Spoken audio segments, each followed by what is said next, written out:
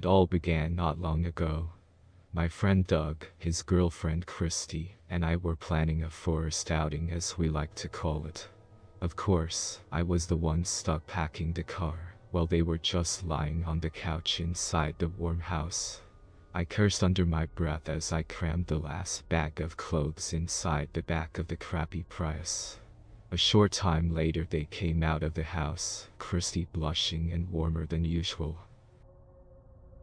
As Doug drove up the icy, inclined road, I couldn't help feeling a bit creeped out. I kept seeing this car follow us the whole way, but every time I tried to tell Doug about it, the car would vanish. But I guess being in the back seat, having nothing better to do than be paranoid on a frosty slope in the dark, can make your mind wander. We finally made it to the campsite at about 7:30 p.m. and started setting up camp. Doug was stuck on tent duty, while Christy and I got firewood duty. Back then, I had a secret crush on her, so I was pretty nervous when we somehow ended up tripping on each other. I had broken into a cold sweat and she managed to get up. I'm not sure, but I think she found it as awkward as I did.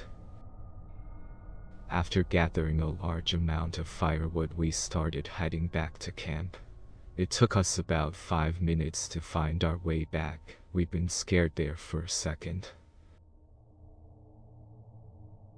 We arrived at camp and dropped the logs, gaping in shock at what the sight beheld.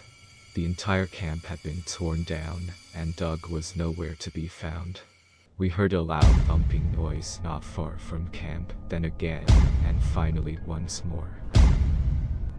The thumps only got louder, and Christy began getting close to me. Needless to say, I was kind of happy, yet terrified.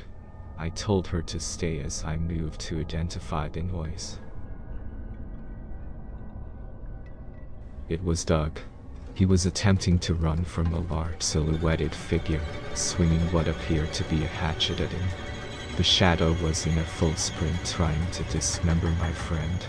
Doug let out a loud, blood-curdling shriek as the axe barely avoided his head. He scrambled to safety, and the figure had lost sight of him.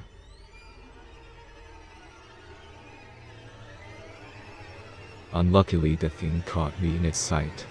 It charged towards me. Christy had run off to investigate the cause of the shriek from Doug. Poor Christy, she should have known it was a terrible idea. She should have just stayed put. I scuttled to the Prius, but when I got there, I realized something. Doug had the keys. I saw the shadow approach me now at a slower pace, holding what was left of Christy. I was horrified to see her internal organs become external. I nearly puked and began letting out the most unpleasant, terrifying screech ever. I snapped and began throwing my fists furiously at the lunatic. He felt a few, I could tell, until he brought the hatchet to my back.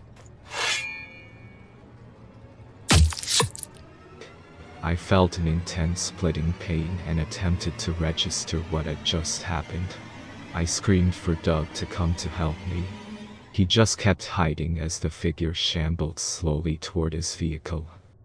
Shortly after, Doug took one glance at me. He grimaced and entered the Prius without a word. He was shaking as he started the vehicle.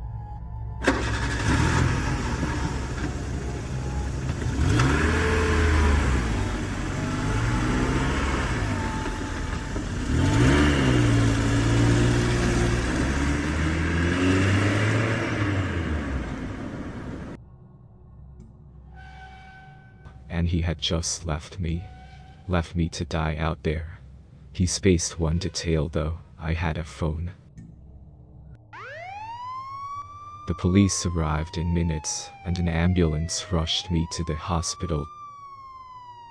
Upon recovering, I was questioned. It's been a week since then, and they've given up the search. I have yet to see Doug again, and I loathe him every second for what he's done. I hope I never see that waste of space for as long as I live, which sadly, as I'm told, isn't much longer.